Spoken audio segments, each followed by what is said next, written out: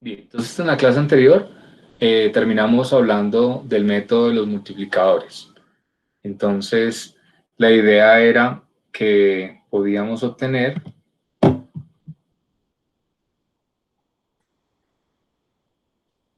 que lo que hacíamos era iterar sobre los multiplicadores de Lagrange. Entonces sabemos que si converge al multiplicador de Lagrange, o sea, si converge a la solución que nos da el multiplicador de Lagrange, entonces garantizábamos que estábamos al menos en un mínimo local X asterisco. Entonces, básicamente la idea era enfocarlo por otro lado, en el cual a veces se simplificaba el problema iterando por acá. Entonces, lo que hacíamos era obtener igual con el lagrangiano, presentar el lagrangiano y sacábamos, dejábamos en función, obteníamos el multiplicador en función de x que había salido de la minimización de lagrangiano, iterábamos era sobre el multiplicador. Entonces esa era la idea, probamos un par de ejemplos, vimos también entonces la posibilidad de utilizar el método de multiplicadores de segundo orden, que simplemente es utilizar acá la segunda derivada, como entra acá, es el lagrangiano aumentado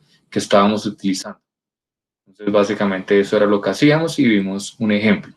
Entonces, no sé si tengan alguna duda sobre el método de los multiplicadores, si con alguna duda de la clase anterior. Entonces, veíamos que hay dos posibilidades, ¿no? Por un lado, pues que con el C que tenemos ahí, esa constante que tenemos por ahí, esta C que tenemos acá, es la versión más simple, es esta. En esta C que tenemos acá la podemos convertir también en parte de la iteración y la vamos haciendo cada vez más grande, ¿no?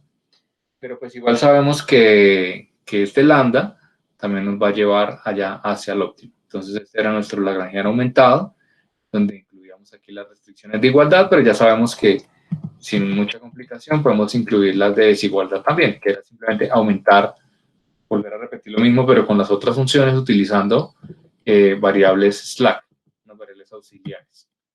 Ahí era la cosa. Bien, entonces aquí sería el de segundo orden. Entonces, ¿cuál es la idea? Pues estamos utilizando, iterando sobre los multiplicadores. ¿Tienes alguna duda sobre eso? ¿Todo claro?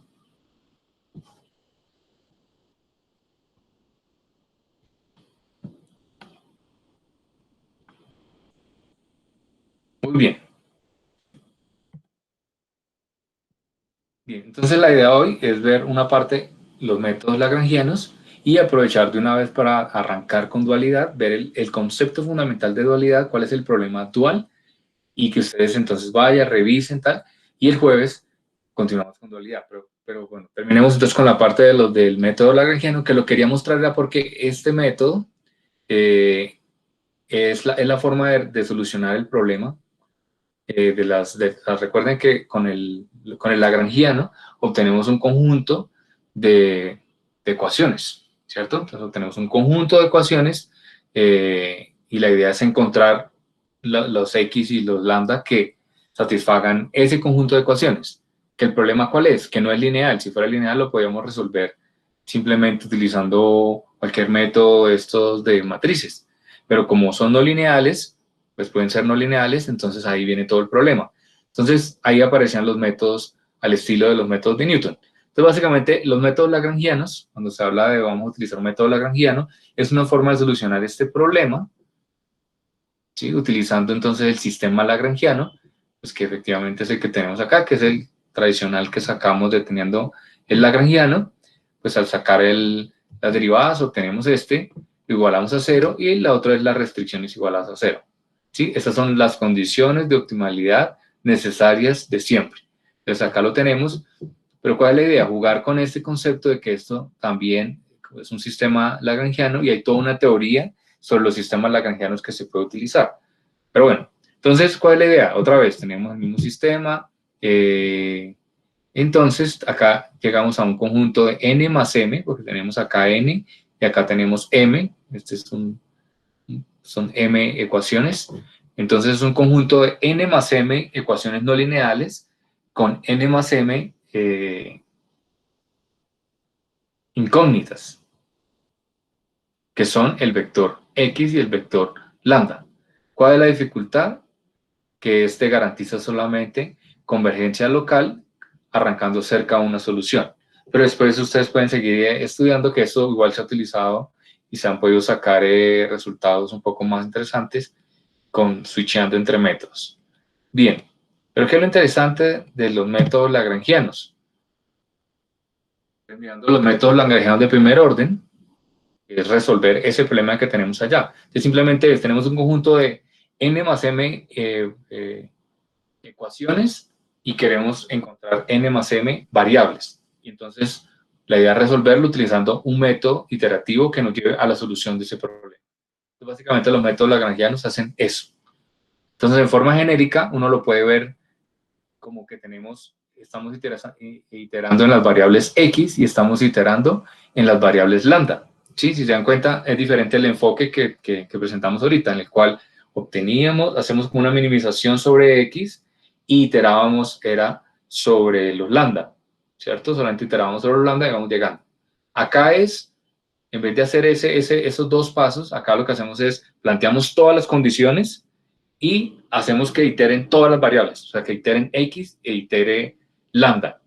Entonces, es una forma en la cual cuando es difícil obtener esta solución que teníamos acá, recuerden que acá necesitábamos agarrar el lagrangiano y minimizarlo con respecto a x, y entonces ya ese lo reemplazábamos, ese como nos quedaba ahí dependiendo, lo metíamos acá y iterábamos sobre los lambda, ¿cierto? Esa era como la idea que vimos en el ejemplo. Recuerdan que sacábamos el lagrangiano, lo derivábamos con respecto solo a x, igualábamos a 0, y de ahí despejábamos el valor que nos quedaba dependiendo de los lambda, lo metíamos aquí, y solo iterábamos los lambda. ¿Sí? Ese era como el método de los multiplicadores. Entonces, el método de los multiplicadores, solo iteramos sobre los multiplicadores de Lagrange, con un paso previo en el que obtenemos una minimización del lagrangiano con respecto a x. Pero a veces ocurre que esa minimización, sobre todo si el sistema empieza a crecer en dimensión, es hacer esa derivada que con sistemas pequeñitos nos sale fácil, pues es un problema de minimización sin restricciones. Si es pequeño, 2, 3, 4 variables, no hay lío, pero cuando eso empieza a crecer, pues se vuelve complicado, cuando n ya empieza a ser más grande. Entonces ahí es donde vamos a empezar a pensar en estas ideas, en el que no podemos solucionar ese problema, entonces nos toca más bien tratar de iterar sobre todas las variables, los x y los lambda, simultáneamente. Entonces ahí es donde aparecen los métodos lagrangianos. Entonces el método lagrangiano es, planteemos todas las condiciones de optimalidad de primer orden, las necesarias, que son las que tenemos acá, ¿verdad? Que es el sistema lagrangiano y el de las restricciones. Y vamos a iterar, entonces, sobre los x y sobre los lambda simultáneamente. Entonces, si se dan cuenta, es como si tuviéramos todo un conjunto, no diferenciamos prácticamente entre que sea x o que sea lambda. Para nosotros vamos a obtener todo ese conjunto de variables, entonces queremos iterar.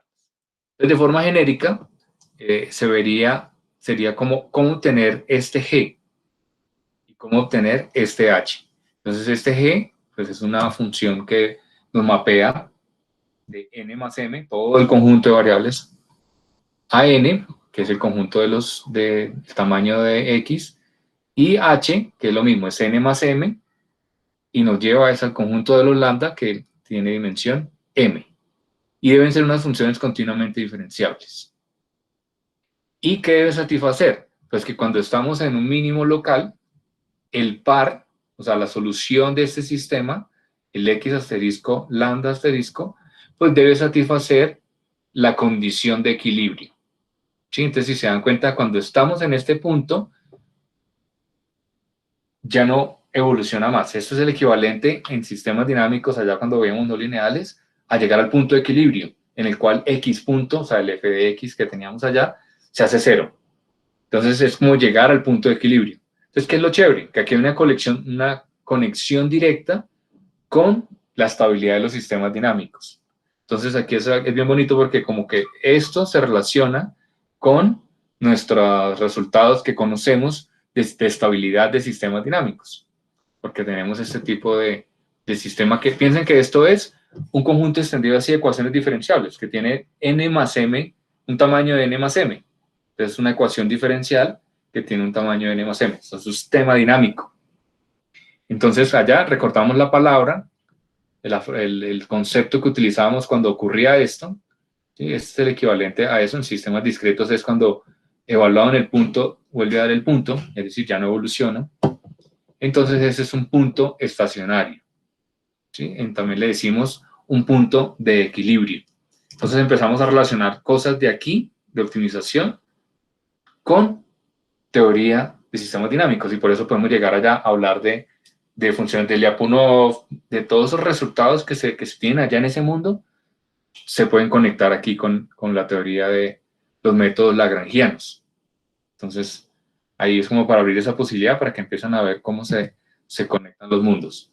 Muy bien, entonces, ¿en qué consiste la definición del método lagrangiano? Es en la escogencia de G y de H. ¿Cómo escojo G? ¿Qué digo que es G y qué digo que es H? Para que esto evolucione y me garantice que al final, cuando llega a un punto, a un par que solucione el problema, deje de evolucionar. Entonces piensen en eso, es como, ¿cómo hago para que eso ocurra teniendo en cuenta el sistema? Entonces ahí viene, hay varios métodos. El primer orden, el método lagrangiano del primer orden, lo que hace, que es el más fácil obviamente, es escoger el G de esta forma, simplemente como la derivada de L, y aquí con un alfa, al estilo de un step size positivo, y ustedes automáticamente ven esto y dicen, ah, pues eso es lo que nosotros conocíamos de los métodos newtonianos para los sistemas en restricciones, sí, tal cual, lo que hemos visto. Y este, ustedes lo ven, aquí sería, entonces, el H lo escogeríamos entonces como un H con un alfa, y ustedes ven esto y dicen, ah, pero yo ya vi eso es el método de los multiplicadores. Entonces, los métodos lagrangianos lo que hacen es unir los dos métodos. Entonces utilicen los métodos en que nos movemos en los X nos vamos moviendo a través de un método al estilo de newtoniano o de cualquiera de estos que teníamos allá, y los multiplicadores se van moviendo al estilo de los multiplicadores de Lagrange. Entonces lo que vamos haciendo es como moviéndonos dinámicamente en las dos variables. Entonces es como una mejora en ese sentido, pues sobre todo cuando no podemos resolver el problema de optimización y dejarlo expresado en X para meterlo dentro del método de los multiplicadores de Lagrange. Entonces evolucionamos las dos variables. Entonces, si se dan cuenta, los métodos lagrangianos es la unión de los dos que hemos visto. Y entonces, ya sabemos la teoría, sabemos que si llegamos al punto, de equilibrio, es decir, si llegamos a un mínimo local, pues sabemos que este que está aquí, va a ser 0. ¿Recuerdan? En el punto de equilibrio, cuando esto es óptimo, este muchacho que está acá es 0. Entonces automáticamente nos cumple que xk más 1 es igual a xk, es decir, un punto de equilibrio, un punto estacionario. Este de acá, sabemos que cuando se llega a ese punto se cumple la restricción por la factibilidad. Entonces h es 0, ¿verdad? Entonces lambda deja de iterar. Lambda k más 1 es igual a lambda k. Y lo logramos. Entonces, utilizando estas definiciones de función g y de función h, sabemos que si llegamos al punto de equilibrio, eso va a dejar de iterar. Llegamos a un punto de equilibrio y el sistema se estabiliza. Entonces, básicamente, es un método de Newton aumentado, porque ahora tenemos las dos variables, en el cual nos movemos en la dirección, para estas variables, nos movemos en la dirección menos delta L, y en el otro nos movemos en la dirección H. Y listo. Entonces, buenísimo, ¿verdad? Porque ese método es bien chévere. Ya sabemos que la única restricción que tiene es que él se va a ir moviendo, pero apenas llega a un mínimo, él se traba ahí, deja de iterar, ¿verdad? Porque cumple las restricciones y entonces se queda ahí trabado. Entonces, si cae en un mínimo, o sea, es muy bueno porque no tenemos que hacer nada, sino simplemente desde lagrangiano, le sacamos el delta, lo metemos ahí y sacamos h, como que ya lo tenemos ahí, y simplemente lo metemos y ponemos a iterar eso. O sea, en ese sentido es súper fácil, montarlo es súper breve. El problema que tiene es que si el sistema es no convexo y tiene mínimos locales y pues apenas se le encuentre un punto de equilibrio, o sea, apenas se encuentre un mínimo local, se traba y se queda ahí. Entonces, ese es como el problema que él tiene. Que, pero bueno, ventajas buenísimas. Si el problema es convexo, y ya sabemos que si es convexo, entonces solamente tiene un mínimo que es global, pues es espectacular, porque simplemente arrancamos en alguna parte y ya sabemos que el único punto en el que el sistema cumple con las restricciones y que se va a quedar estable es el mínimo, uno solo. Entonces lo vamos a encontrar y va a ir allá. Entonces tiene sus cosas. Por eso han hecho variaciones para cuando no se tiene convexidad en el sistema. Entonces ya sabemos que cuando las cosas son convexas, todos estos métodos son buenísimos porque no tienen problemas de quedarse trabados en ninguna parte. Y ustedes pueden encontrar en Machine Learning muchos resultados que se dicen como escapando de los saddle point o escapando de los mínimos locales. Es simplemente métodos para lograr que este tipo de algoritmos, que son netamente iterativos, o sea, que no saben, simplemente ellos van a iterar y iterar hasta que llegan, no se queden trabados por ahí. Bien, entonces pongámoslo en acción, hagamos el mismo ejemplo que hemos hecho, aunque me di cuenta la vez pasada, la última clase, vimos que este ejemplo no es tan bonito como otro que sí vimos, ¿no? Yo creo que mejor hagamos el otro. Déjenme y lo encuentro. El otro da una, cuando lo ponemos en forma algorítmica, da una forma más bonita. Ah, pues lo tenemos aquí en el...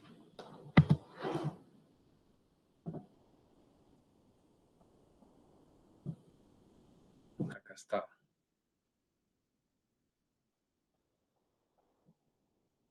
Sí, es este problema es mejor.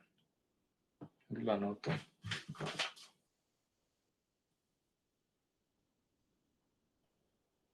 Sí, voy a cambiar en todas las diapositivas y voy a poner este ejemplo que es más bonito.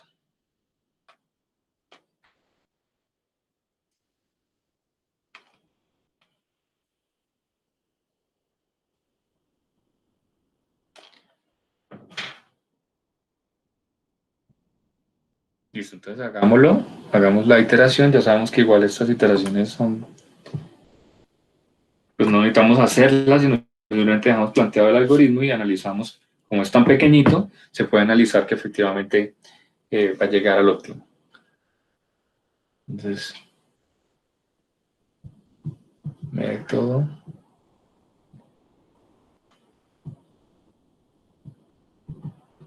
La granjera. Entonces les comparto lo que tengo aquí.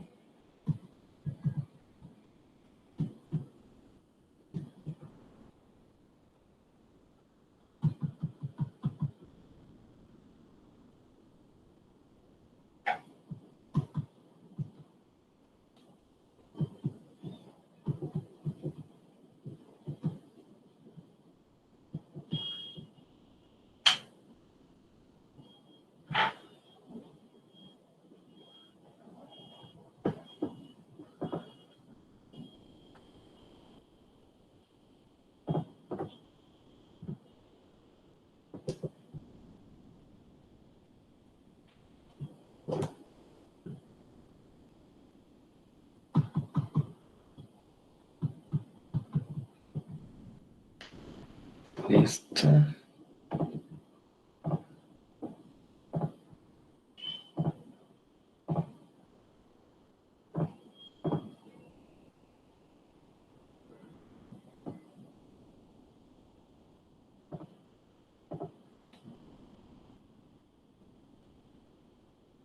Bien, entonces de este sistema obtengamos entonces el método lagrangiano de primer orden.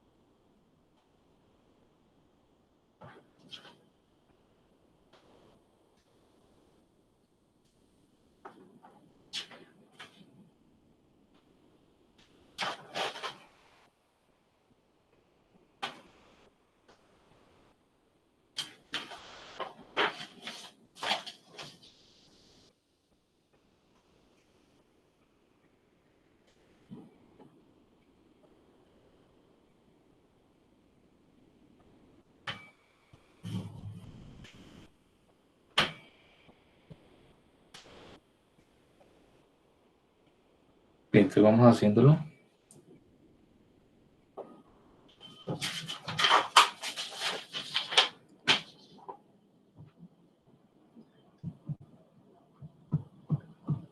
Bien, entonces acá utilizamos el lagrangiano, la función lagrangiana normalito.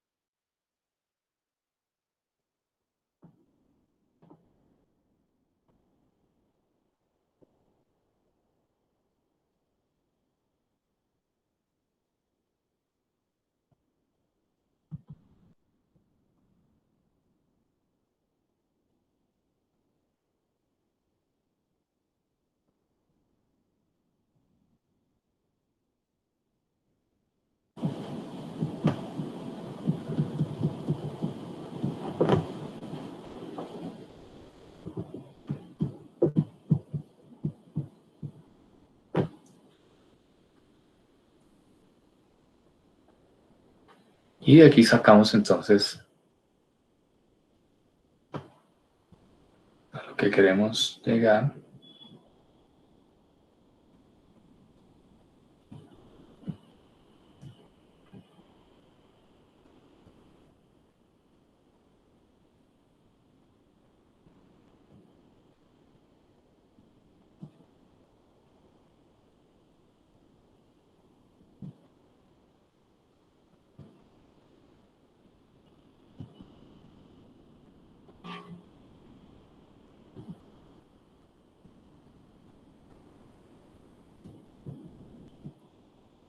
Sí, entonces necesitamos efectivamente sacar el delta. Esto me da x1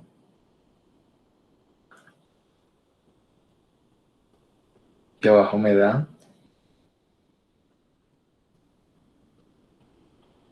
X2 menos 3 más lambda. menos 4x2. Ah, no, me da menos, Es menos X2 menos 3 más lambda. correcto.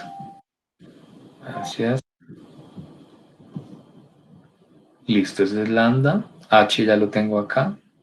Entonces ya puedo tener esta representación.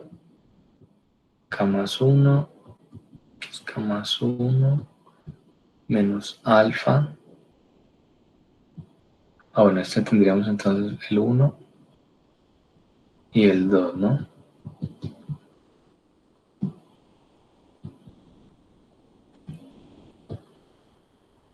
Entonces aquí estaría multiplicado por x1 y aquí sería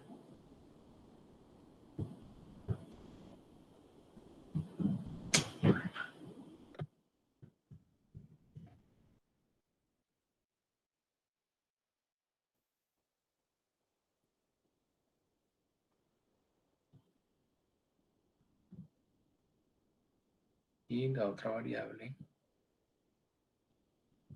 sería lambda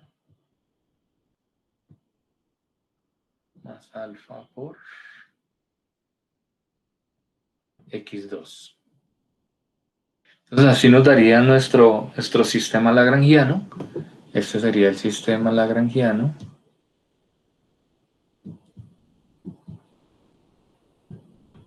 Que sabemos que cuando llegue al punto de equilibrio deja de evolucionar. Entonces ponemos unas condiciones iniciales y él va a llegar.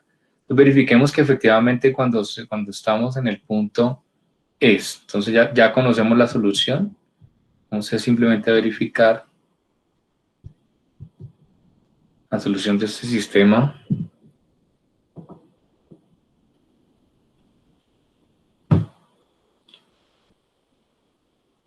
es lambda igual a 3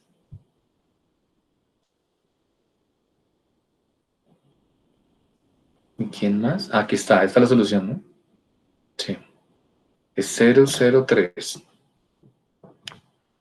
Entonces la solución de este sistema es 003. Entonces, nada, veamos que efectivamente cuando llega a ese valor, el sistema está en un punto de equilibrio. Eso es lo que tenemos que verificar. Es decir, donde xk más 1 debe ser igual a xk. Entonces, x2 se hace 0, cumple automáticamente la condición. x1 igual a 0, cumple automáticamente la condición. Y aquí vemos que este es 0 y la única solución para que eso se vuelva 0 es que lambda sea igual a 3. Entonces, cuando lambda es igual a 3, esto que está acá se hace 0. Y efectivamente, en ese punto, comprobamos que el algoritmo es un punto de equilibrio. El algoritmo queda ahí atrapado, deja de evolucionar, ¿cierto? Y ustedes saben que si deja de evolucionar, o sea, si xk más 1 es igual a xk, pues quiere decir que ya no evoluciona. ¿Sí? Entonces preguntas, ¿quedó clara la idea de cuál es la diferencia entre el método lagrangiano y el método de los multiplicadores? Método de los multiplicadores de Lagrange. ¿Sí?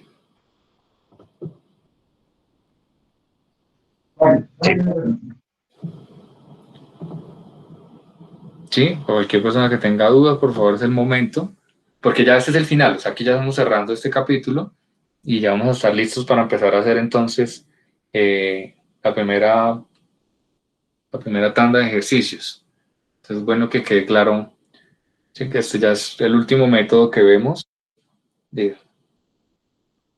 Ahora hay una pregunta muy interesante, la pregunta de las condiciones iniciales. Este ejercicio pues es muy pequeñito, entonces abajo uno ve que valores cercanos, si ustedes miran la función objetivo y la restricción, que todo tiende a cero, pues pues casi que a ojo uno puede ver que es todo a cero, ¿no?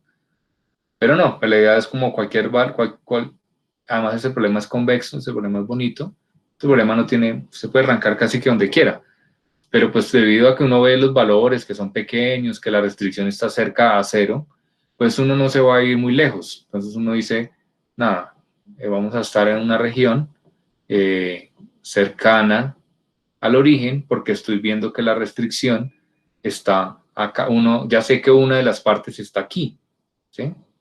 Entonces, casi que abajo se puede ver eso. Cuando no lo puedo ver, o sea, cuando el sistema es de gran dimensión, que yo no puedo ver este tipo de cosas, se hace una distribución del espacio, se particiona el espacio de interés, pues uno sí más o menos conoce pues, el espacio de interés, porque uno conoce la interpretación del problema que está resolviendo.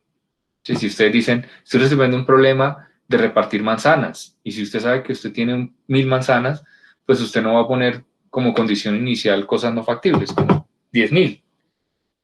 Entonces, de cierta manera, uno siempre tiene intuición del problema que está resolviendo, y eso lo lleva a tener intuición de dónde deben estar las condiciones iniciales. Entonces, si está un poco ciego en saber dónde están, porque su espacio, tal vez su problema es un poco complejo, de múltiples soluciones en un espacio muy complejo, muy grande, pues si pensemos en algo así, usted toma unos límites, si los va a saber, y lo que se hace es una partición,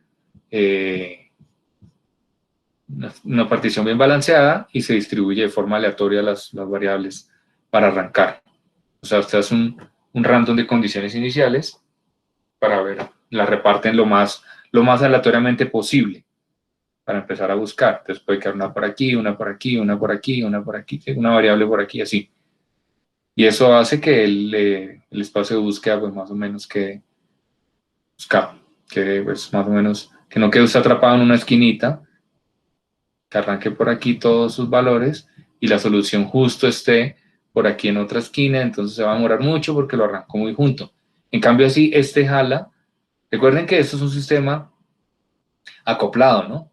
El uno jala, si ustedes se dan cuenta, bueno, aquí el X1 va medio a su bola, va medio solo, pero por ejemplo estos dos sí van acoplados. Y aquí sí está el...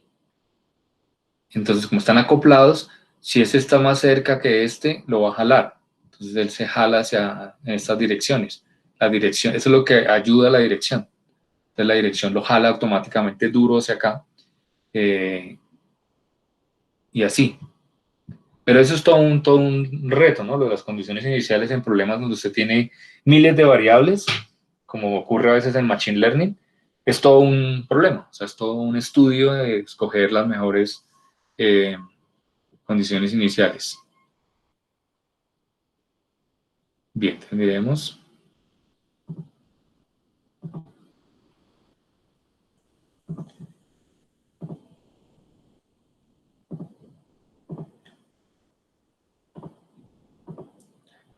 Bien, entonces miremos el resultado teórico que hay detrás de estos métodos.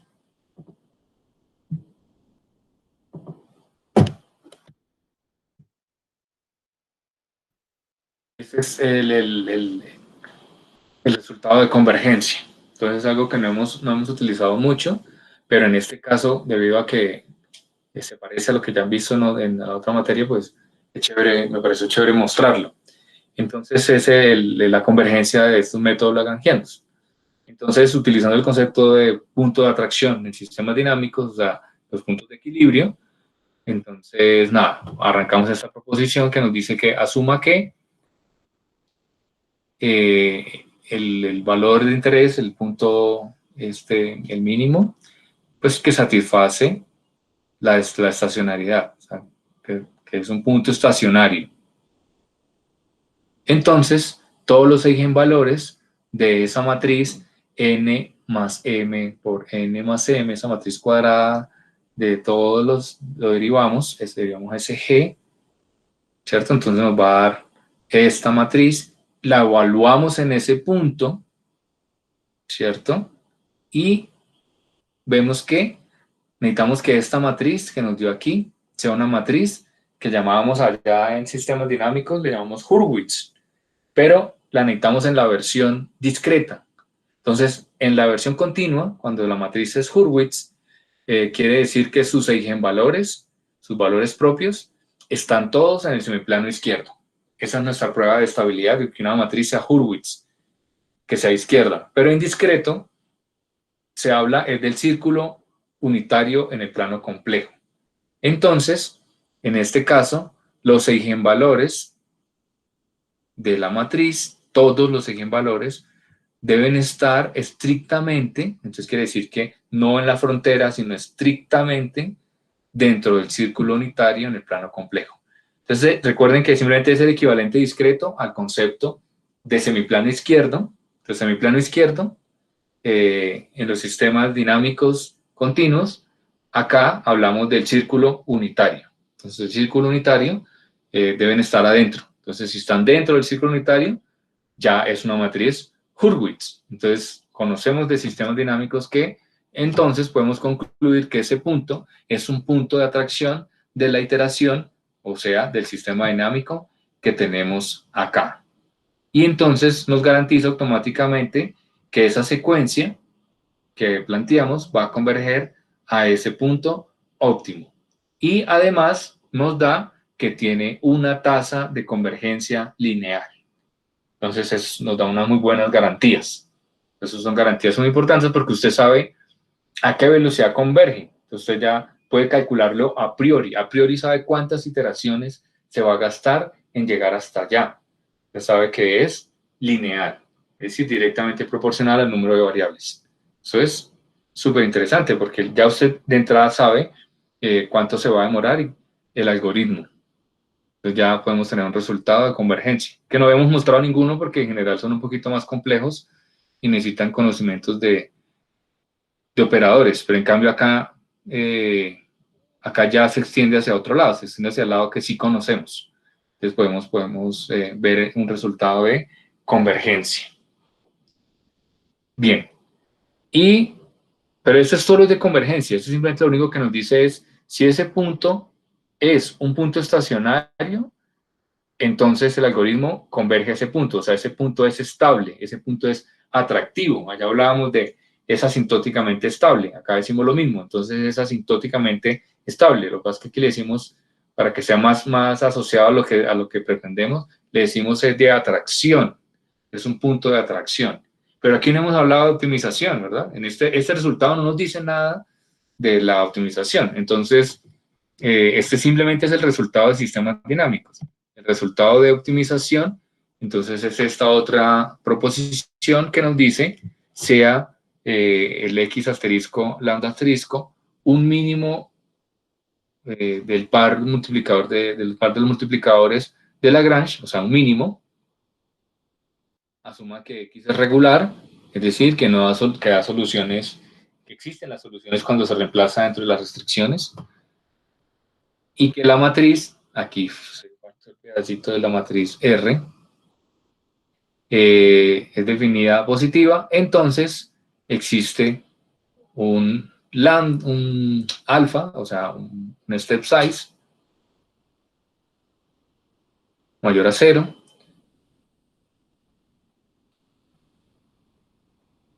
y lo que ya sabíamos, y entonces converge a ese punto. O sea, básicamente esta proposición le agrega el pedacito que hacía falta, que era que dijera que entonces eso corresponde a un mínimo y ese punto atractivo corresponde a un mínimo a un par multiplicador de Lagrange, a un par de un mínimo. ¿Sí? Entonces eso es lo interesante, nos complementa ahí el resultado. Entonces ya sabemos que funciona y que converge. Pero ¿cuál es el problema?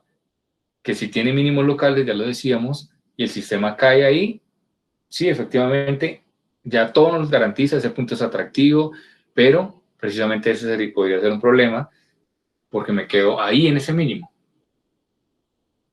Todo se vuelve chévere cuando es convexo. Bien, ¿qué es lo interesante? Que esto se puede generalizar a todo un mundo de posibilidades.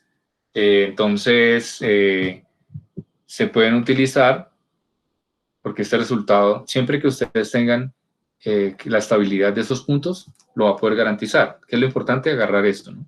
Que esto le cumpla cuando lo ponga allá y obtenga la respectiva matriz R, pues ahí va a estar. Entonces uno lo puede generalizar, así como hemos hecho con los métodos sin restricciones, poniéndole aquí una matriz D o aquí una matriz E, que son matrices definidas simétricas positivas, pero lo que sí necesitamos que siga cumpliéndose es que la suposición de que esto sea estrictamente positivo para que la conclusión se mantenga. Eso sí es clave.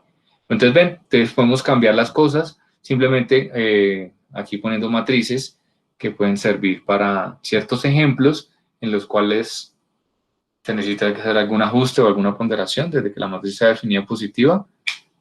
Ese algoritmo llega al valor que necesitamos.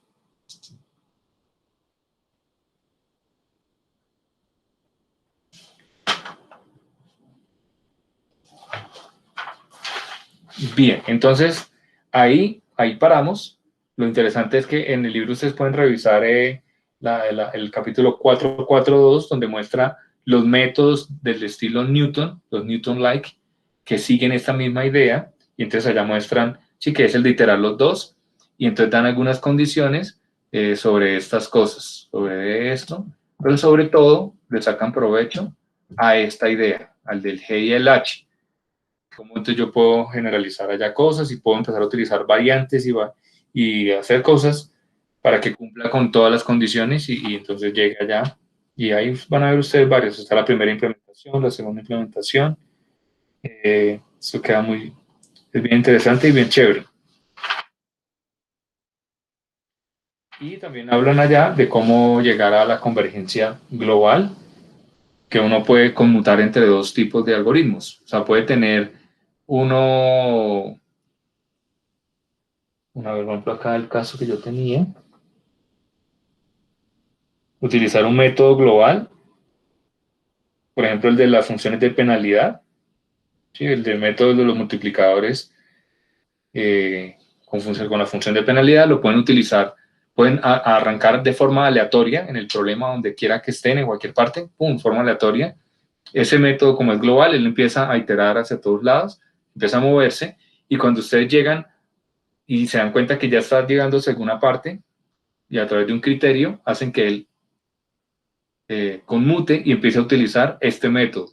Y entonces ahí sí, se va muchísimo más rápido, ya sabemos que es lineal, hacia el punto. Entonces él se va directo. Entonces como que él explora un poco, se vería algo así como exploramos con un método más global, cuando ya estamos seguros que escapamos de los mínimos locales y que estamos en el último tramo hacia el mínimo global, conmutamos y activamos el método de los lagrangianos, el método lagrangiano, y sabemos que automáticamente él se va a ir lo más derecho posible porque sabemos que la convergencia es lineal, entonces se va directamente al punto de atracción. Pero pues ya se dan cuenta que eso ya es mucho más sofisticado, ya hay un criterio para hacer conmutación, entonces ya estamos utilizando dos métodos, ya se vuelve más elaborado. Listo, entonces preguntas sobre el método lagrangiano. ¿Qué es lo importante al final? Recordar este tipo de iteración. Recordar que podemos obtener iteraciones que tienen esta forma, en la cual tengo todos los X y todos los lambda y que simplemente puedo tener algoritmos que sean capaces de moverse en todas las variables simultáneamente. Pues hacia allá es como la idea. Pues quisiéramos que así fueran los algoritmos, pero ¿cuál es el problema? Que él se puede quedar atrapado en un mínimo local. En cambio, nuestros métodos de los multiplicadores de Lagrange, pues también tienen la cosa que necesitamos arrancar cerca. Pues todos tienen sus cosas. Este método, que bueno, que lo pasamos un poquito por encima, sí tiende a ser un poco más global.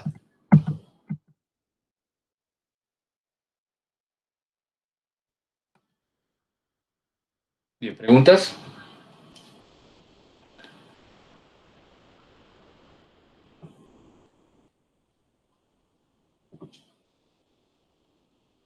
¿Todo más o menos claro?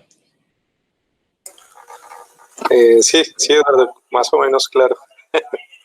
Bueno, sí, yo entiendo que como hemos visto un montón de métodos, la única forma de sentirse como que uno los va agarrando bien es agarrar varios problemas y resolverlos, digamos, con uno o dos métodos. Entonces los ejercicios van a tratar de ser así. Entonces, un ejercicio dice, resuélvalo por el método de los multiplicadores de Lagrange. Entonces, monte el algoritmo en MATLAB, mira a ver qué ocurre, cuántos pasos se gastó, convergió o no convergió, tal. Y después ahora móntelo con tal otro. Y así es que uno más o menos le agarra pues, las diferencias fundamentales que hay entre uno y otro. Porque al final todo se ve muy parecido, que es sacar el lagrangiano, donde están, y encontrar el X y el lambda óptimo. Y siempre están ahí las condiciones de primero o segundo orden. Las variaciones están en cómo itero para llegar allá. Entonces uno puede hacer pues, de las dos formas que vimos ahí, o con las funciones de penalidad. ¿Sí? Entonces se dan cuenta que hay varias formas en las cuales logramos tener pues todo vuelve a lo mismo, que es plantear el lagrangiano, y los algoritmos de iteración. Aquí está, bueno, la función de los Karush-Tucker, cuando incluíamos el G, y los algoritmos, pues ya vimos entonces que tenemos por el lado de las funciones de penalidad, o resolver el sistema de ecuaciones con las condiciones de optimalidad. Son como las dos grandes formas de movernos. Entonces veíamos que la de penalidad, pues es esta, que era agregarle una función de penalidad para quitar las restricciones, porque al final lo que queremos es, las restricciones no nos dejan plantear lo que ya conocíamos de los algoritmos iterativos de sin restricciones. Entonces lo que hacemos es crear el lagrangiano y ese sí resolverlo como si fuera un problema sin restricciones. O sea, lo iteramos de esa manera. Entonces podemos utilizar varias funciones de barrera, que era como esta, que esta era la iteración que hacíamos. Este es un tipo de método global, ¿cierto? Si ven que aquí dice, es un mínimo global del problema original con restricciones. Esto es lo que les decía, podríamos utilizar un método de esos de funciones de barrera para hacer una búsqueda rústica y cuando estamos cerca nos vamos con el método de los lagrangianos, que sabemos que es más rápido y que va directo. Porque recuerden que este tiene que resolver un problema de minimización, sacar el argumento para ahí sí andar, ¿verdad?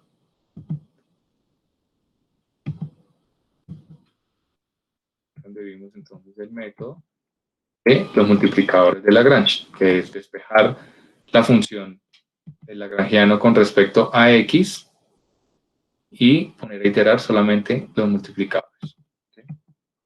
Entonces ahí vimos un repaso de toda la historia de lo que llevamos. Pareciera que es mucho, pero no es mucho. Realmente solamente son dos tipos de métodos y eso es lo que vamos a hacer. Vamos a implementar métodos barrera y vamos a implementar métodos con lagrangianos iterativos. ¿Sí? Bien, ¿alguna pregunta adicional?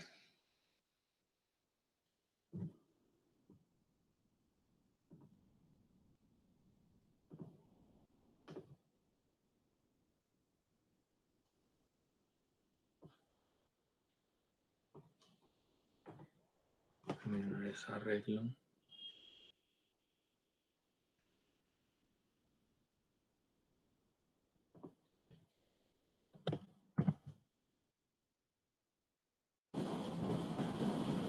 Bien, entonces si no hay más preguntas, quisiera hacer como una introducción de lo que sigue, porque ahí sí necesito que se vayan a revisar un poco el tema, para que lo lean un poco, para que lo podamos discutir mejor el jueves. Simplemente voy a hacer como una mini introducción de lo que vamos del siguiente capítulo, que es el de la teoría de dualidad. Yo simplemente voy a dar unas ideas súper básicas, súper generales, y la idea es que se vayan a leer ustedes qué dice ahí sobre la teoría de la dualidad, como para que se empiecen a hacer una idea más concreta, y entonces ahí sí ya arranquemos. Entonces déjenme cambiar de presentación.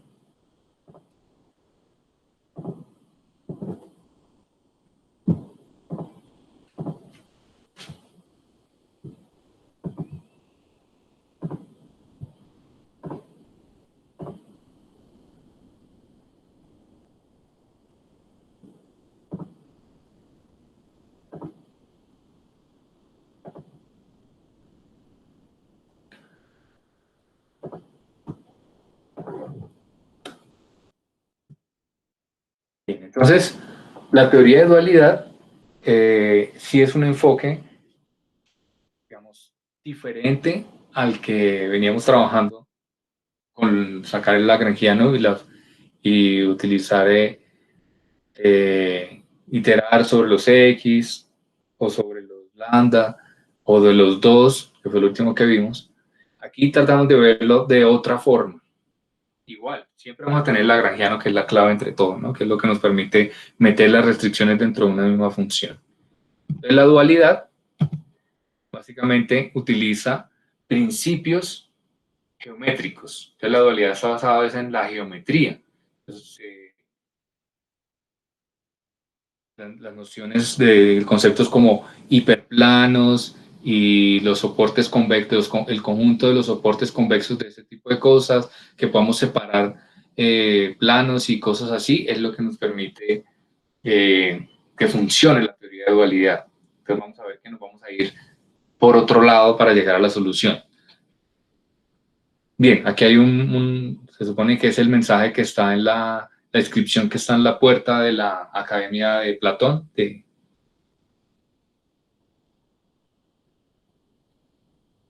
Dice que alguien que no conozca la geometría,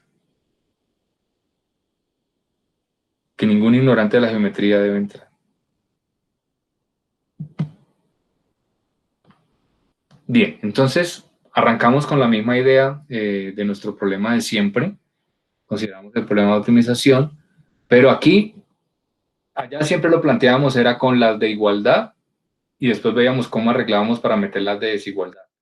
Aquí vamos a arrancar es diferente, aquí empezamos a ver las de desigualdad. Entonces arrancamos con el problema con las desigualdades y después vamos a ver cómo le metemos las de igualdad. Entonces aquí nos sirve más arrancar con las de desigualdades. Por aquello de que vamos a dar un enfoque geométrico, Entonces vamos a es como a tener planos, y los planos los representamos como esos cortes de las restricciones.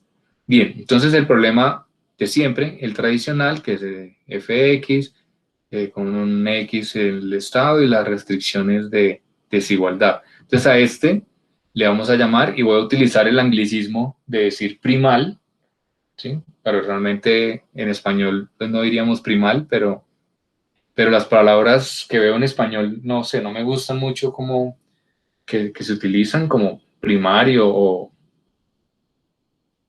no sé, en cambio, primal y dual me suenan más natural, me suenan más como chéveres.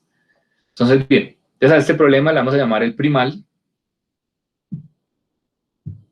al tradicional le llamamos el primal, ¿sí? Para referirnos de esto soluciona el problema primal y hacia allá vamos, ¿listos? Entonces, bien, igual que siempre, tenemos las funciones f, las funciones g, funciones continuamente diferenciables. Entonces, vean que allá hablábamos mucho era del par x lambda, para referirnos a la optimalidad, o sea, el punto óptimo es el x lambda. Aquí vamos a hablar por un momento es del f asterisco. Entonces, el f asterisco, pues es el ínfimo de la función, ¿sí? Entonces, piensen que allá lo que hacíamos era como sacar el mínimo o el ínfimo y sacábamos el argumento para obtener los x. Aquí nos ahorramos, paramos un momento antes y lo que vemos es el f asterisco para referirnos al ínfimo de la función. Y ese es el valor óptimo de la función. Es el valor óptimo de esta función. A eso le llamamos f de x, que efectivamente es el ínfimo de esta función y debe estar dentro del espacio de restricción. Entonces debe estar aquí atrapado. Ese es el valor óptimo de f. ¿Sí? Entonces a eso le llamamos el valor óptimo de la función objetivo. Ese es ese valor. Entonces es el valor en el cual él está ahí. Entonces no es mirar los x, sino es mirar y de la función f, ¿no? Recuerden, todavía no nos hemos ido todavía para el lagrangiano, estamos en el mundo de f, en el mundo del problema primal. Bien, entonces, una suposición que vamos a respetar de aquí en adelante, y es que existe al menos una solución factible para el problema primal. Entonces, ¿por qué? Porque si no, no podemos encontrar este tipo de soluciones. Entonces, tenemos que asumir que el problema que vamos a solucionar o que vamos a buscar la solución, pues que al problema existe la solución, ¿sí? Entonces, que hay una solución factible. Y que la función de costo, entonces, es limitada por debajo. O sea, es decir, no hay infinitos. Entonces, no es mayor a menos infinito y es menor a infinito. Entonces, hacia arriba y hacia abajo, la función es acotada, o sea, tiene un valor, existe un valor ahí, ¿sí? Entonces, nos excluimos los dos infinitos para no entrar en problemas, ¿sí? Cuando incluimos los infinitos, los ínfimos se nos complican. Entonces, por eso lo que hacemos es, pues nada, quitémoslos, porque si efectivamente si el valor óptimo está en menos infinito, pues entonces pues ya nos complica la vida, porque ¿cómo le saca usted entonces el argumento a esa función? Cosas así que nos ahorramos. Entonces acá también podemos utilizar los multiplicadores de Lagrange, pero queremos cambiar el asunto. Entonces lo que queremos definir es una noción de los multiplicadores de Lagrange que no estén asociados a un mínimo local específico o un mínimo global. Es decir, que no esté asociado allá al x lambda, al x asterisco, lambda asterisco. Y que de alguna manera podemos relajar esa idea de la diferenciabilidad de la función de costo y de las funciones de restricción. Entonces, hacia allá vamos, ¿sí? Vamos a tratar de evolucionar el problema, ¿sí ven? Que se va volviendo un poquito diferente. Bien, por hoy, para asumir la motivación, vamos a decir que el espacio es todo Rn y que G es convexa. La función G es convexa. Recuerden que esto no quiere decir que sea lineal, ¿no? Esto puede ser no lineal, pero lo que importa es que sea convexo. O sea, que el espacio no tenga huecos, que el espacio de restricción no tenga partes ahí que nos generen problemas. Entonces, por eso asumimos convexidad. Muy bien, entonces si el valor óptimo es un mínimo global y un punto regular, entonces existe el mu tal que todos estos mu sean o positivos o iguales a 0 y que en la g sean multiplicados en el óptimo multiplicados por g sean igual a 0 para todos los j. Y la derivada del lagrangiano sea igual a 0. Eso ya lo conocíamos, es lo que ya hacíamos, lo que hicimos allá, ¿verdad? Son las condiciones de Karush-Tucker. Entonces, equivalentemente, vemos, básicamente lo que estamos haciendo es encontrando el óptimo de la función. Pero recuerden, no nos estamos enfocando en x y en lambda, estamos enfocándonos en f. Entonces, el f óptimo, el f asterisco, que efectivamente corresponde al f cuando estamos en el punto óptimo, es igual al mínimo de este L cuando el mu es óptimo.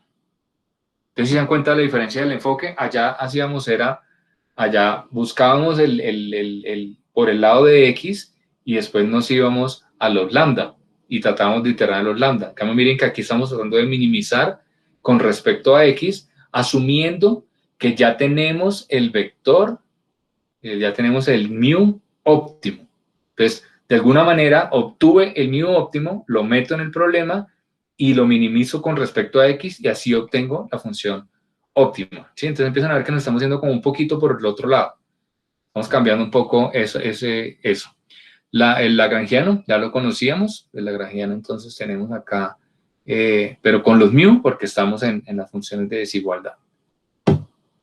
Entonces, la idea, a primera instancia pareciera que estamos haciendo lo mismo, pero cuando ya miramos en detalle nos estamos dando cuenta que estamos tratando de obtener, asumiendo que tenemos ya este óptimo. Pero como no lo conocemos, ahí va a venir el asunto. Pero bueno, piensen que si ya lo tengo, yo puedo minimizar con respecto a x y entonces obtengo el valor óptimo de la función. Y entonces ahora empiezo a darle condiciones a esos mu para garantizarme esa optimalidad. Entonces ese vector mu se dice que es un multiplicador de Lagrange, o sea que es óptimo para el problema primal si, por un lado, debe ser mayor o igual a 0, era algo que ya habíamos establecido en un momento, y que la función, el ínfimo de esta función en este valor. Entonces el f asterisco es igual al ínfimo del lagrangiano de x con respecto a ese x. Básicamente es muy parecido a lo que teníamos ahorita. Entonces, conclusión. Si conozco un multiplicador de Lagrange, entonces todas las soluciones óptimas de x pueden ser obtenidas a través de minimizar el lagrangiano sobre x. El lagrangiano que solo depende, ¿sí?, de este mu óptimo. Entonces, si se dan cuenta, nos fuimos en la otra dirección.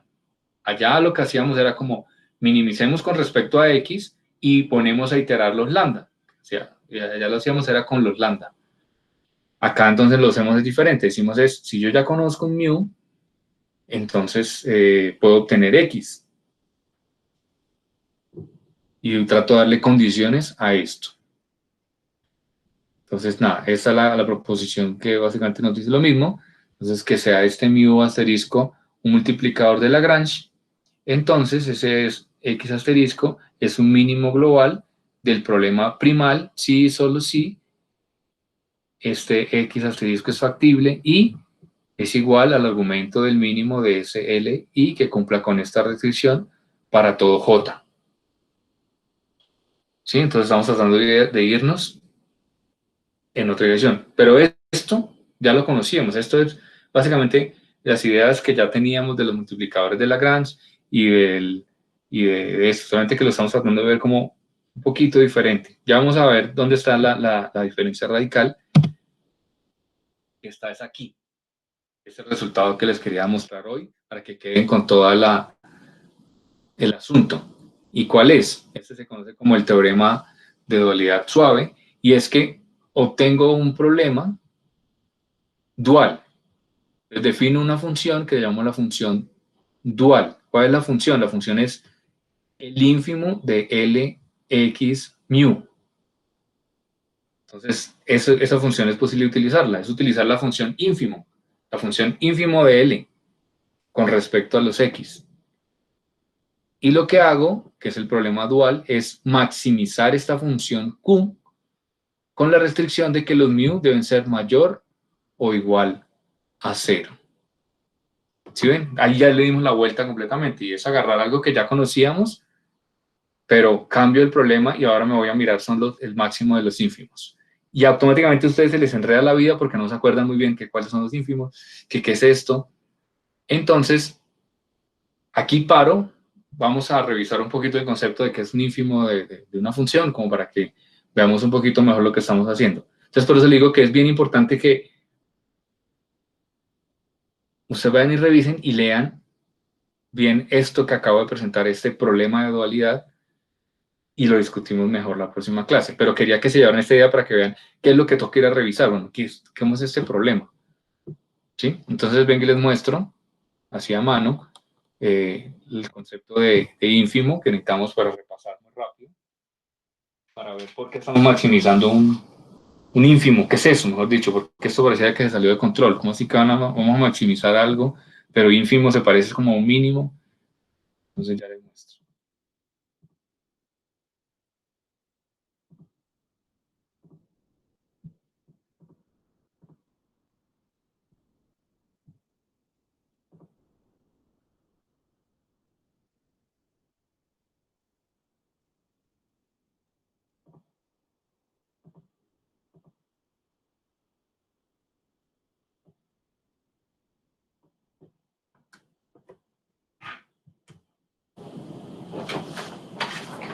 Entonces, el ejemplo más fácil de ver la idea de ínfimo, pues es con un sistemita de una sola dimensión. Entonces pensemos que estamos en una sola dimensión y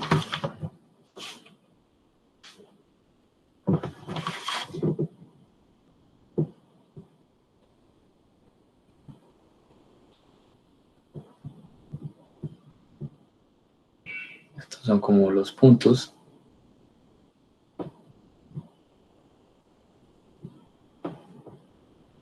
Y entonces vamos a definir un conjunto, un set. Entonces a este le vamos a llamar A. Entonces es esto que está aquí. Todos estos son los puntos que pertenecen a A, ¿verdad? Entonces, ¿qué es el ínfimo de A?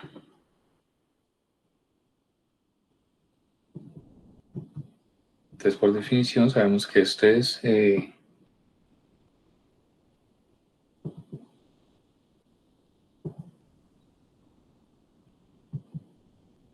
greater, lower,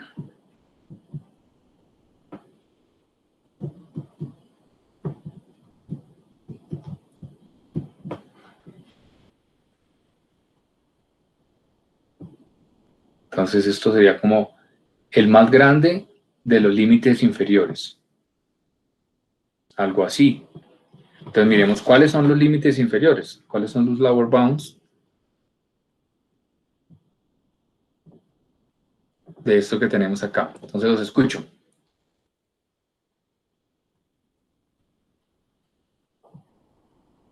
Este que está aquí sería un límite inferior del conjunto A,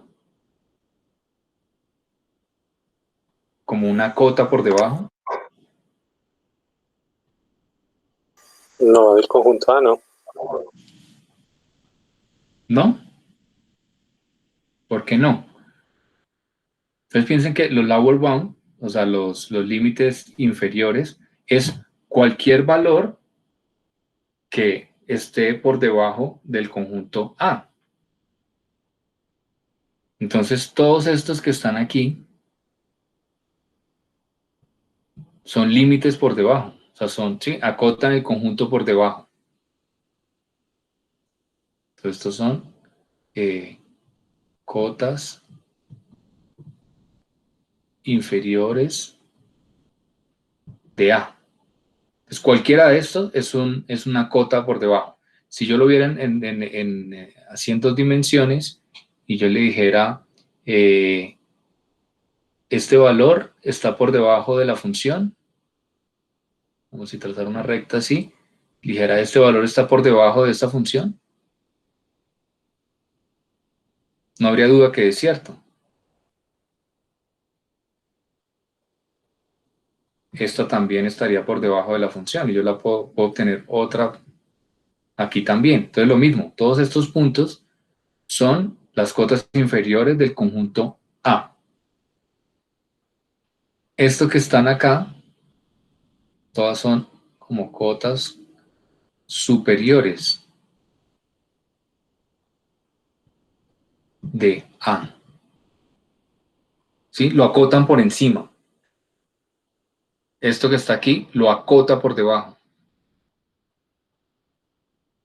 Son conjuntos que están más abajo y estos son, lo acota por encima. ¿Sí? Piensen que son como techos que están por encima del conjunto.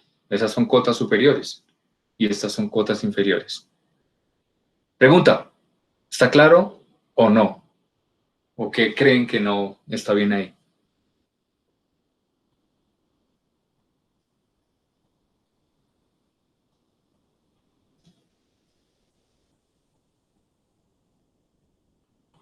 Básicamente, ¿qué es lo que vemos con una cota inferior? Es un valor que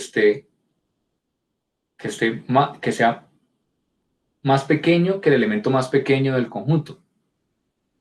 Entonces uno se puede aproximar por debajo al conjunto.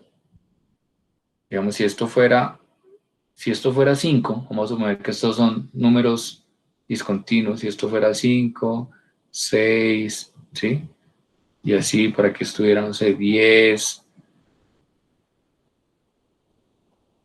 Entonces esto sería 4, 3, 2, 1.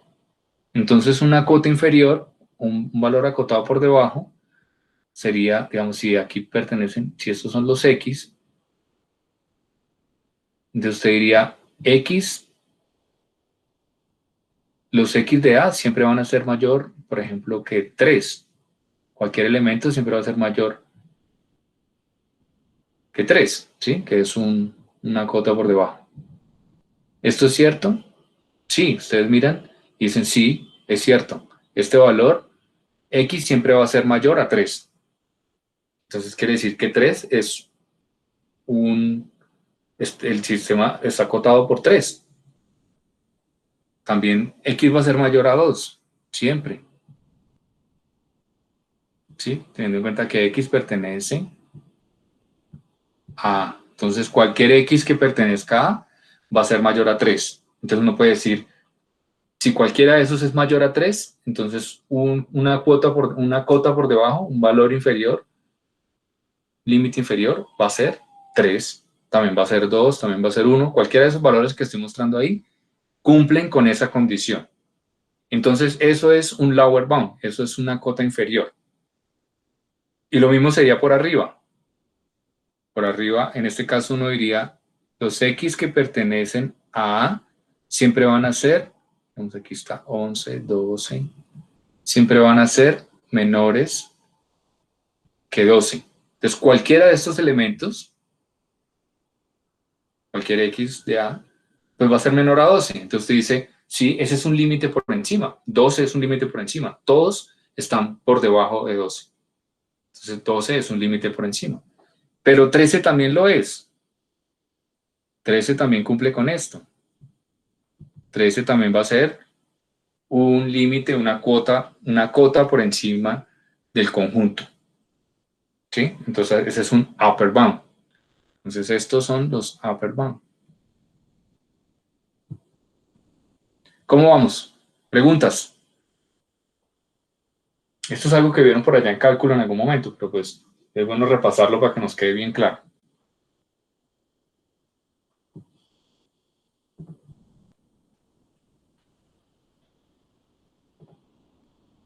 O no sé, alguien que quiera aportar Una, no,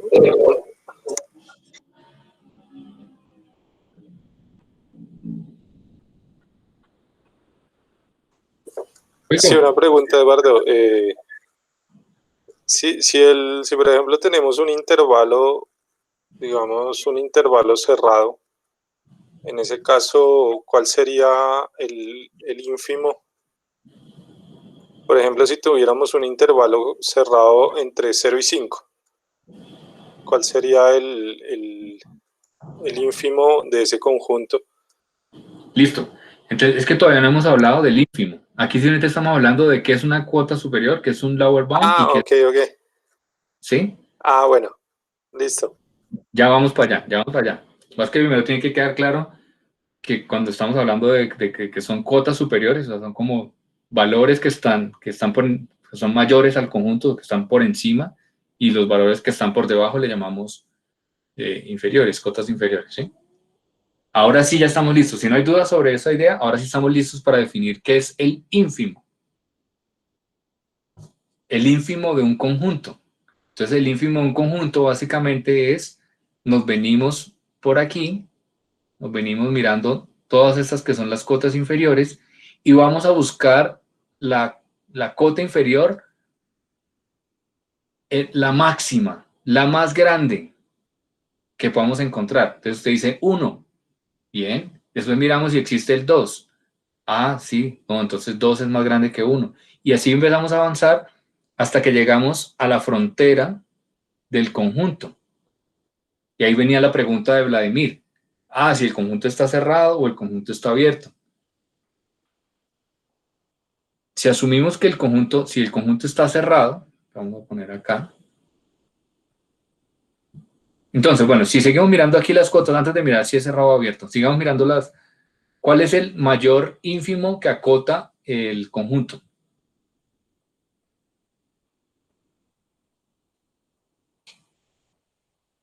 ¿Es 3? No. ¿Es 4? No. Entonces, si miramos, llegamos a la frontera y vemos que efectivamente ese valor sería 5. Entonces, el ínfimo, que por eso dice que es el mayor, la cota inferior más grande. Entonces, es como venirse por debajo del conjunto hasta llegar acá a la frontera por debajo del conjunto. Entonces llegamos y en este caso el ínfimo de A aquí, nuestro ejemplito sería 5. No hay ningún valor superior a 5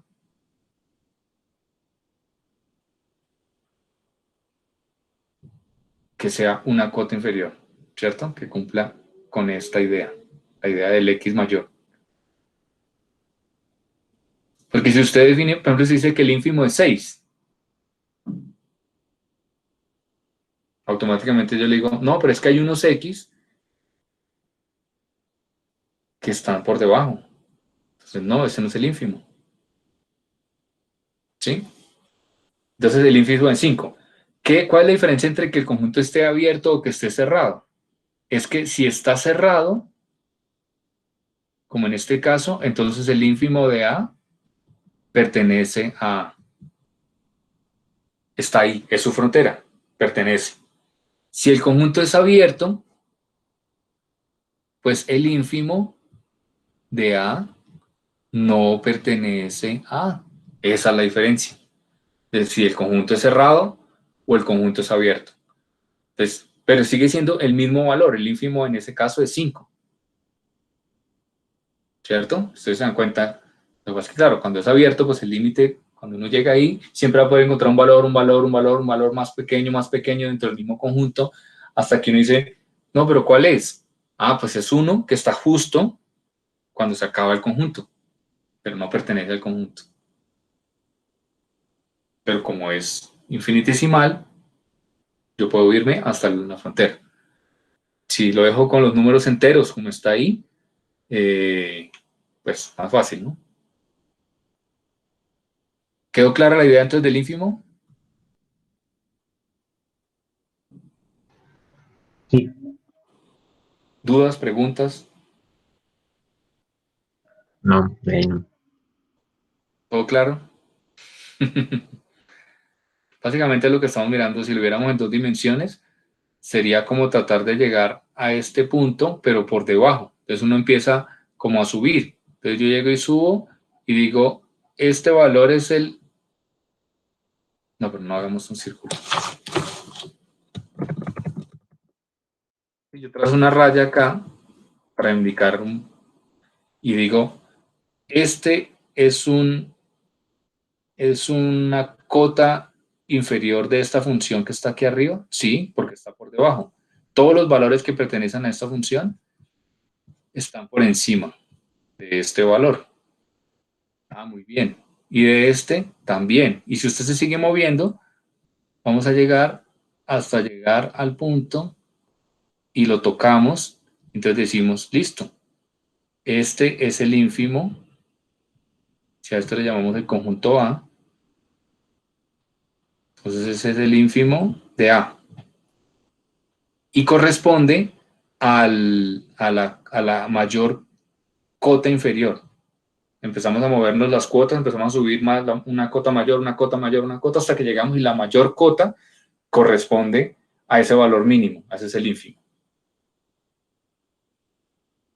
¿Sí? Y así lo extendemos al espacio n-dimensional. Solo por curiosidad, aunque no es que lo vayamos a usar mucho, está la contraparte, que es el del lado de arriba. Entonces al lado de arriba le llamamos el supremum. Entonces el supremum de A. Y entonces, ¿cuál es la definición? Pues es la mínima cota inferior del conjunto.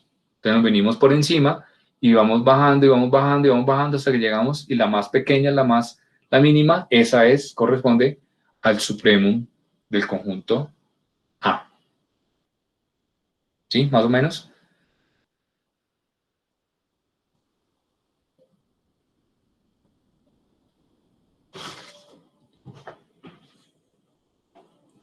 Bien.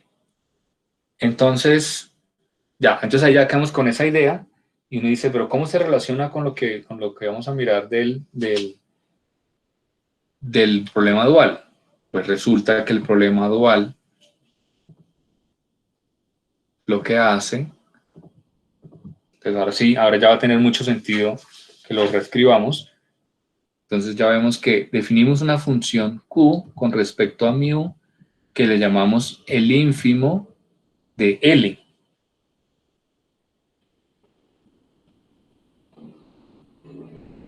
¿Cierto? Eso fue lo que definimos. Entonces yo lo que hago es maximizar esta función. Entonces básicamente voy a buscar el máximo del ínfimo de L.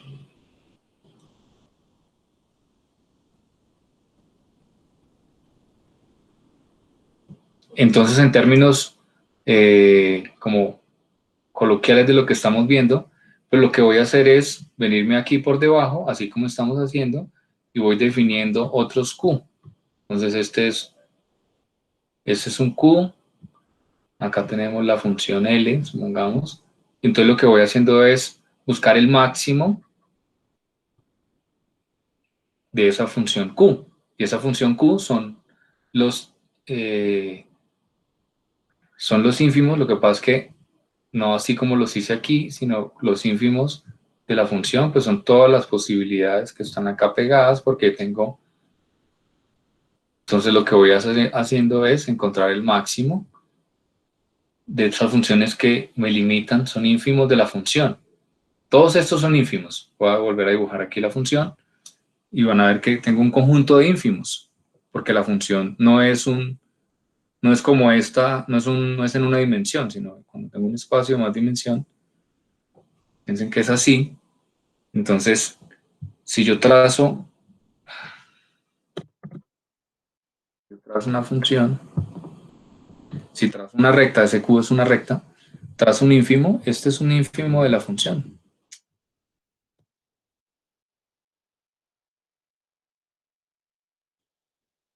Eso que está aquí, eso es un ínfimo de la función.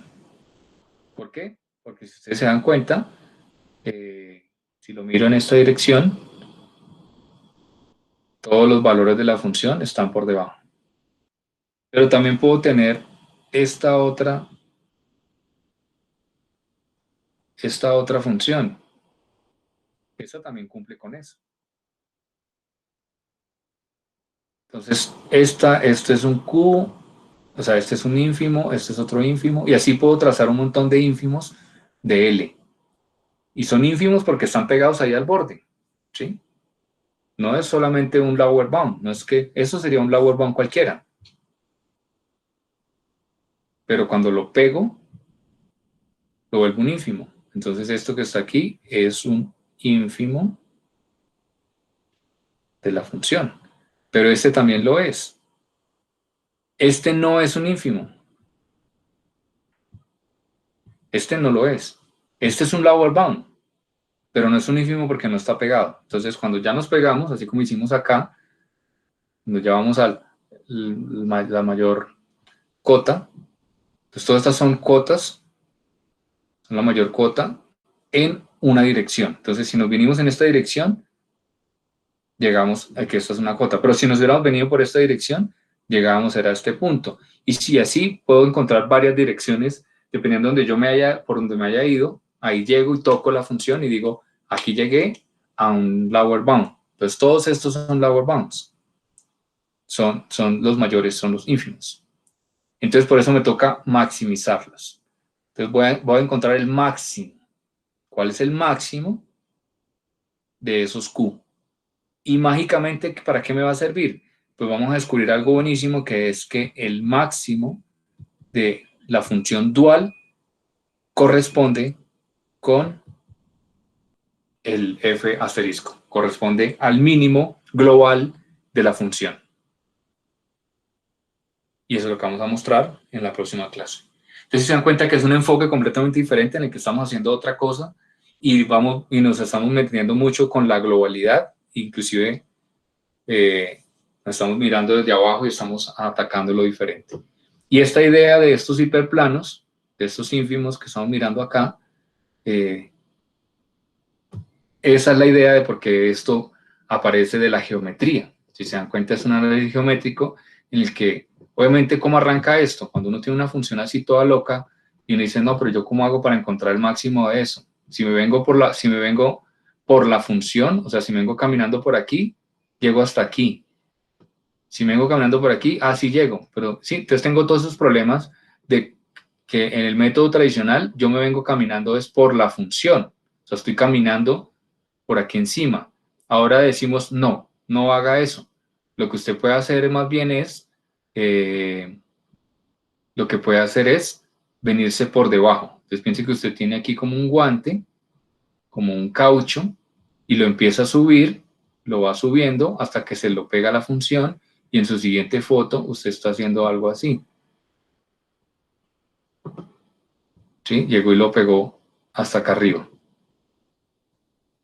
Y entonces ahora se mueve en planos de esta cosa, y eso es hacer esto. Entonces, ¿sí ven? Es completamente geométrico. Es como una idea, como si yo pintara el dibujo y empezara a decir, quiero hacer esto, y extrapolarlo al espacio n-dimensional donde ya no lo puedo ver. Bien, pero entonces por eso les digo, es muy chévere que se vayan y se lean un poco como el contexto de esto que estamos mirando. ¿Listo? Por eso quería que por lo menos se llevaran la idea súper básica, súper preliminar de la dualidad. ¿Por qué? Porque la dualidad no vamos a ahondar mucho, simplemente vamos a llegar, vamos a ver de pronto la clase que sigue, ejemplos, y ya para poder arrancar con el tema interesante que es la de consensus y todo lo que nos va a llevar al control distribuido y a la optimización distribuida. Pero como vamos a necesitar entender qué es dualidad, pues por lo menos nos llevamos la idea general, pero necesito que se la lean un poco para poder ir más rápido, para no tener que extender toda la teoría, que es hermosa y es larguísima. O sea, esto han hecho libros enteros sobre la teoría de dualidad porque es muy interesante y es muy útil. Y aquí solamente vamos a ver como lo básico, pero necesito que lean un poquito del libro, busquen en internet qué es el problema dual y todo este concepto de que el ínfimo, y repásenlo y entonces mírenlo. ¿Listos?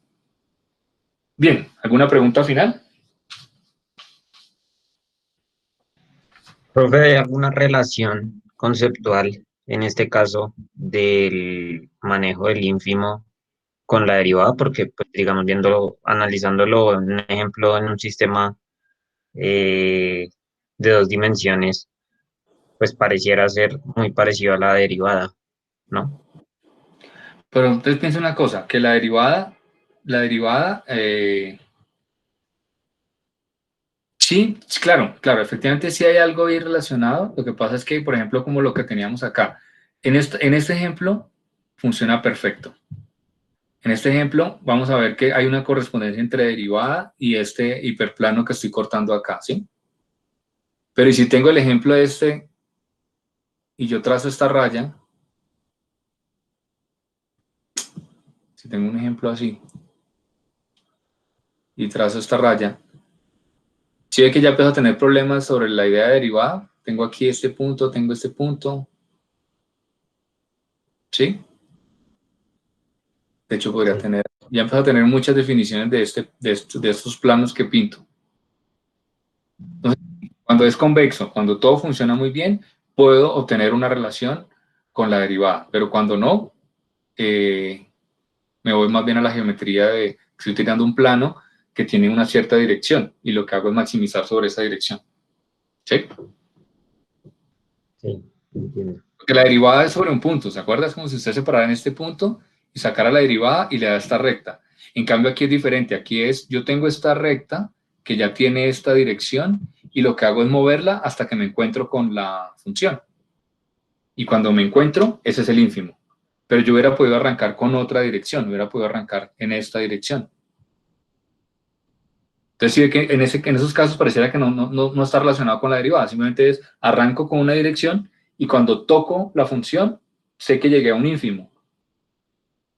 Pero donde le pegué no necesariamente corresponde, este plano no necesariamente corresponde con la derivada de la función en ese punto. ¿Sí? Entonces, pareciera que sí hay alguna conexión en algunos puntos, pero no en todos. Listo, gracias. Chévere, chévere la pregunta porque, claro, uno también tiene la intuición geométrica de la derivada, entonces uno dice, pero venga, yo veo ahí una relación, vamos a explorar, se puede explorar también eso. Pero en primera instancia es más como que me estoy moviendo por un plano, como pues yo le llamo hiperplanos porque pues, estoy pensando en n dimensiones, ¿no? En una dimensión n. Bien, ¿preguntas? ¿Otra pregunta? Bien, entonces no se preocupen que el jueves igual, pero ya ustedes habiendo revisado el concepto, vamos a hacer ejemplos. O sea, todo esto al final se vuelven ejemplos y con los ejemplos ya vemos qué quiere decir el ínfimo numéricamente en un problema, agarramos la función, le sacamos el ínfimo numéricamente, hacemos todas las operaciones. No se preocupen que eso lo hacemos el jueves. Pero sí me parece chévere que le echen una revisada antes. ¿Listo? ¿Alguna otra pregunta?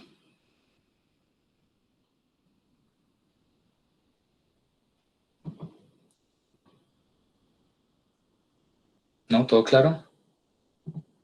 Este problema aparece